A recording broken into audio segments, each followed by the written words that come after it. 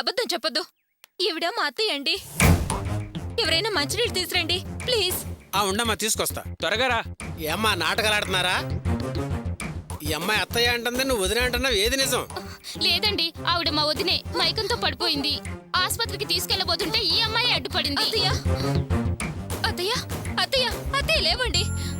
అత్తయ్య అత్తయ్య అత్తయ్య ఒకసారి చూడండి. అత్తయ్య అత్తయ్య ఇదిగో అమ్మా మంచినీళ్ళు. కొంచెం చేతిలో పోయండి.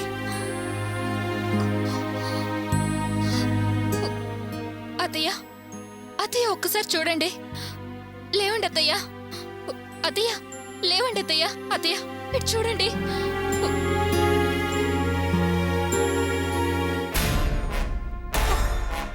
అత్తయ్య అత్తయ్య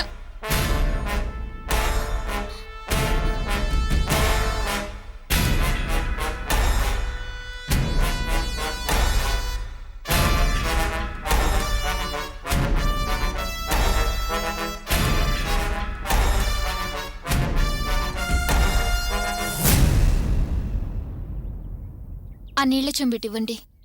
కాస్త మంచినీళ్ళు తాగండి అత్తయ్య. అత్తయ్య కొంచెం మంచినీళ్ళు తాగమ్మా. తాగమ్మా.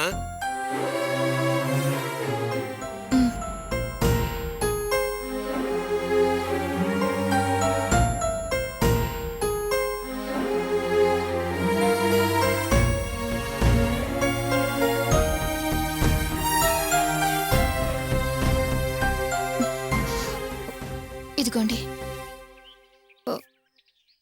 ఇప్పుడు ఎలా ఉంది అత్తయ్య? అమ్మా, ఏమైంది మీకు? మార్కెట్కి వెళ్ళొస్తుంటే ఎవరో ఒక ఆవిడ బిస్కెట్ తీసుకోండి అని ఒక బిస్కెట్ ఇచ్చింది. అది తిన్నాను. ఆ తర్వాత ఏం జరిగిందో నాకు తెలీదు. ఎక్కడా అమ్మాయి? ఇక్కడ ఎక్కడ ఉండాలి. ఆ అమ్మాయి ఎస్కేప్ అయింది. మంచి కాలం. ఈ అమ్మాయి సరైన సమయంలో సహాయం చేయబట్టే మీరు తప్పించుకున్నారు. మీ నగలు భద్రంగా ఉన్నాయి. ఏమ్మా, ముక్కు మగం తెలియని వాళ్ళు ఇస్తే ఏది పడితే అది తినేయడమేనా? బస్సుల్లోనూ రైళ్లలోనూ ఇలా బిస్కెట్లు పెట్టి మనుషుల్ని దోచుకుంటున్నారన్న సంగతి తెలుసు కదా. ఎంత జాగ్రత్తగా ఉండాలి. ఇదిగో అమ్మాయి, నువ్వే జాగ్రత్తగా ఇవి ఇంటి దగ్గర దింపు. అలాగేనండి. అక్కర్లేదండి, నే వెళ్ళగలను. ఏమ్మా, మత్తు బిస్కెట్లు తినడం వల్ల నీకింకా పూర్తిగా తెలివి రాలేదు. ఎలా ఒంటరిగా వెళ్తారు? ఆ అమ్మాయి మీ బంధువేగా, తోడుగా తీసుకెళ్ళు. ఆ అమ్మాయి తీసుకెళ్తుంది, వెళ్ళండి. అత్తయ్య వెళ్దాం పదండి. లేవండి.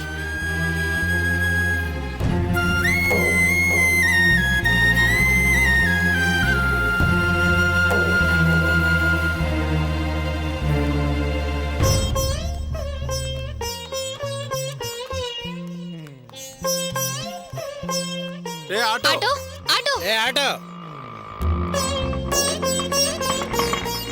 ఎక్కడమ్మా?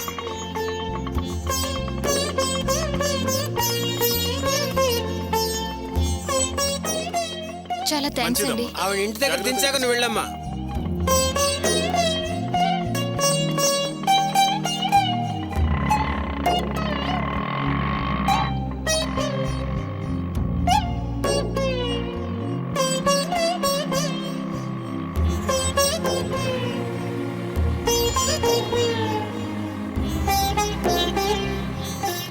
ఇప్పుడు కాస్త పర్వాలేదా అత్తయ్య?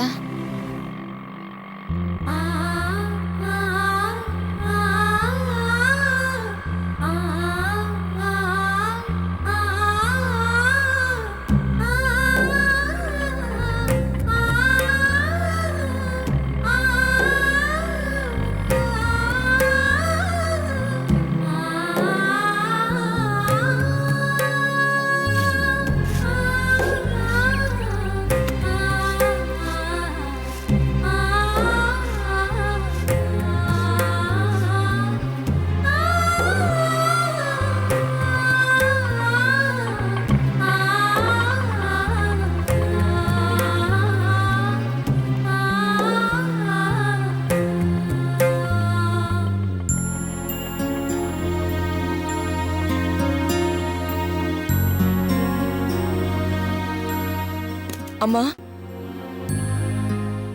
అమ్మా అమ్మా ఏమైంది? అచ్చనా కాసిన కాఫీ అమ్మా. అమ్మా ఏమీ లేదు వదినా, కాస్త మైకంతో కళ్ళు తిరిగి పడిపోయారు.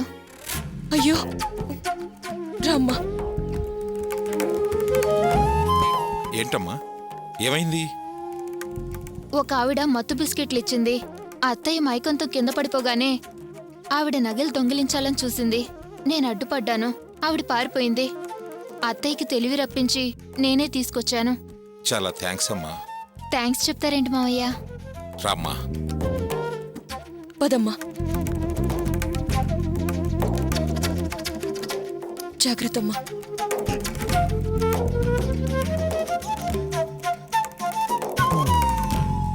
అమ్మా రాణి రామ్మా.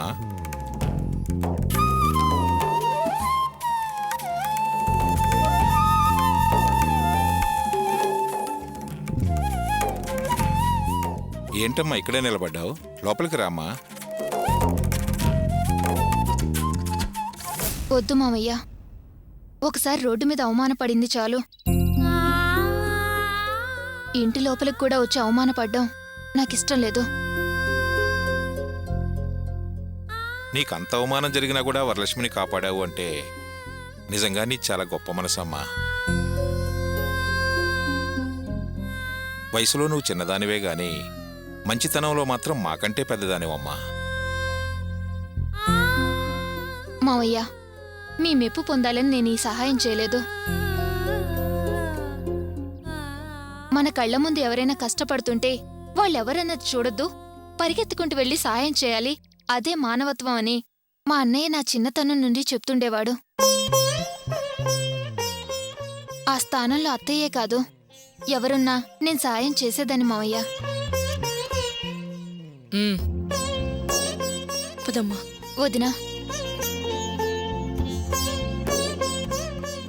ఒక్క క్షణం అత్తయ్యని జాగ్రత్తగా చూసుకోండి. ఒంటరిగా ఎక్కడికి పంపొద్దు.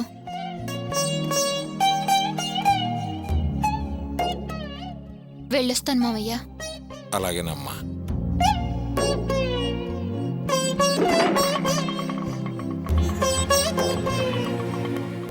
పోనీ బాబు.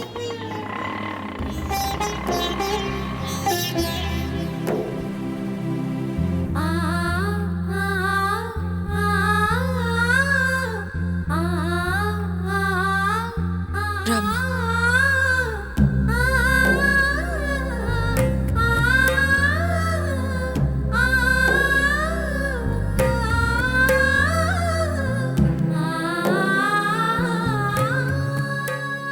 జాగ్రత్తమ్మా. అమ్మా కూర్చో. అబ్బా. అమ్మా మంచినీళ్ళు తీసుకొస్తాను.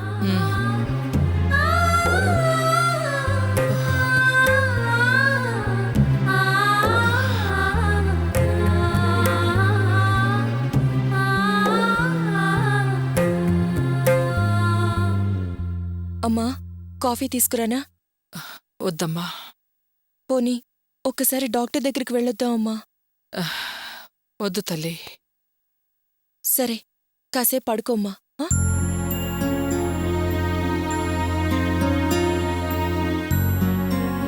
అమ్మా.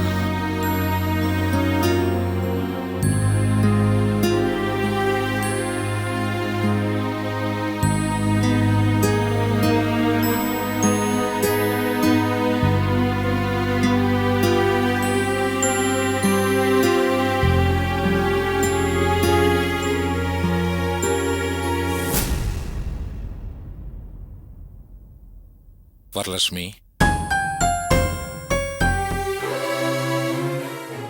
ఆ అమ్మాయి మంచితనం చూసావా?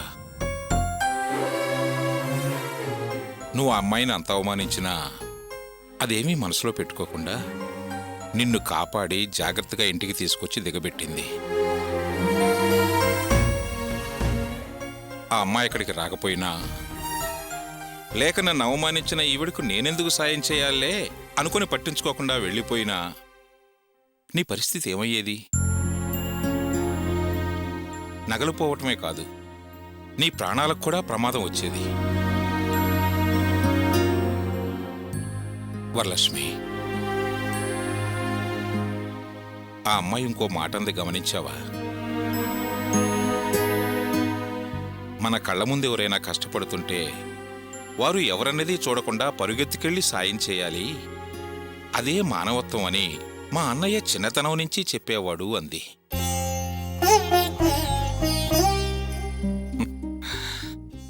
చెల్లెల్నంత సంస్కారవంతంగా పెంచాడు అంటే అల్లుడుగారు ఎంత మంచివారో ఒక్కసారి ఆలోచించు.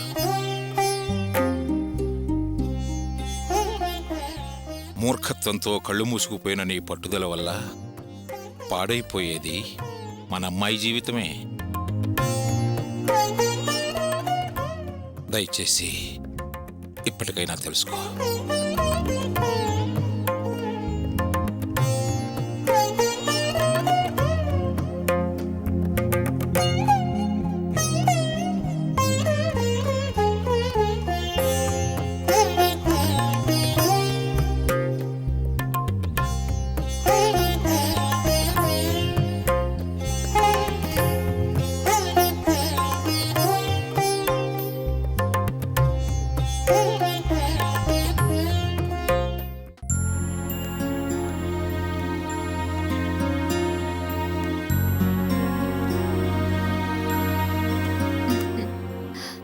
అమ్మా, అన్నయ్య వచ్చాడు. గోపి, ఈరోజు డబ్బులమ్మా. ఎంతొచ్చింది గోపి? 1800. అందులో నాకు 500 కావాలి, ఖర్చులున్నాయి. తప్పుగా అనుకోవద్దు గోపి. కిరాణా కొట్లో కట్టాల్సిన బాకీ చాలా ఎక్కువగా ఉంది. ఇవాళ రాణి కిరాణా కొట్టుకెళ్ళి మాట పడొచ్చింది. ఏమ్మా, ఏం జరిగింది? కిరాణా కొట్టువాడు సరుకులన్నీ కట్టి పక్కన పెట్టి ఇప్పటికే చాలా అప్పుంది, బాకీ తీర్చి సరుకులు తీసుకెళ్ళు అని చెప్పి పంపాడంట. అవమానం జరిగినట్టు ఏడుపు మొహంతో తిరిగొచ్చింది. అందుకని ముందు కిరాణా కొట్టువాడు అప్పు తీర్చేద్దాం. రేపొక్కరోజుకి ఎలాగోలా సర్దుకో గోపి. అది కాదమ్మా, నెల నెలా కిరాణా కొట్టువాడి బాకీ తీర్చేస్తున్నాం కదా, అంత అప్పు ఎలా అయింది? అది పెళ్లికోసం తీసుకున్న అప్పు గోపి. దాని తరువాత నీ హాస్పిటల్ ఖర్చులకని మందులకని ఆ అప్పు తీర్చలేకపోయాం. అందుకే కిరాణా కొట్టువాడు అంత ఖచ్చితంగా అడిగాడు. సర్లేమ్మా, ముందా కిరాణా కొట్టువాడు అప్పు తీర్చేసే. నా దానికి నేను సర్దుబాటు చేసుకుంటాలే. సరే గోపి.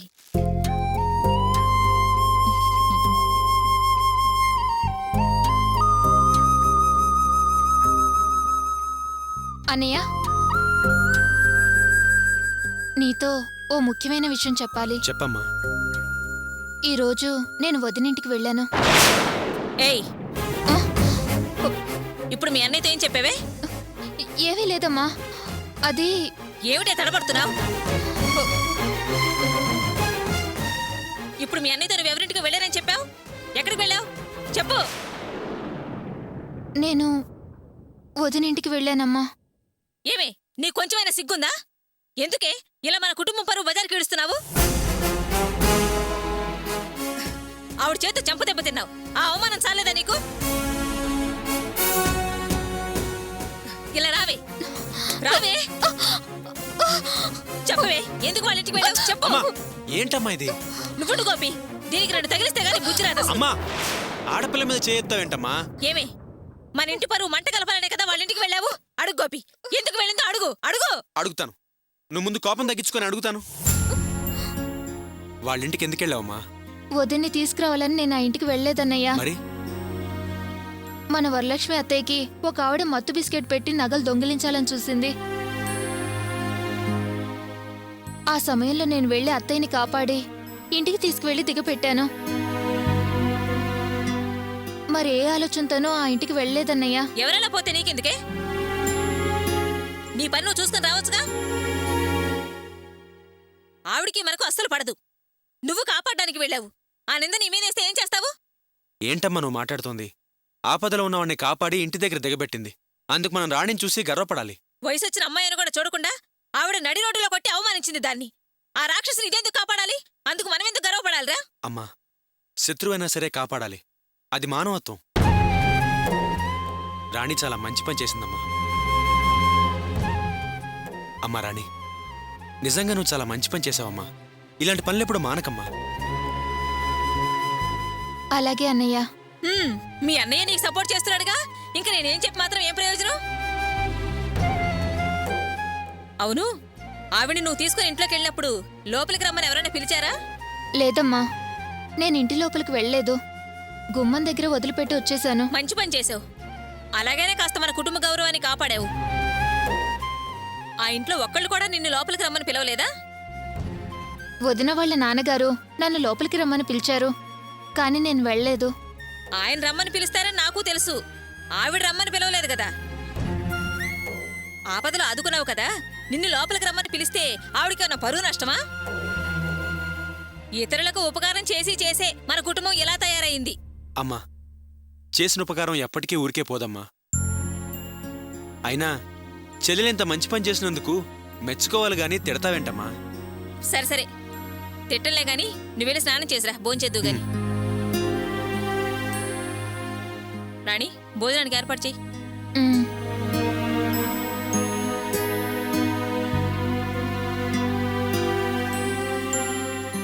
చాలు ఓ మన్మధుడా.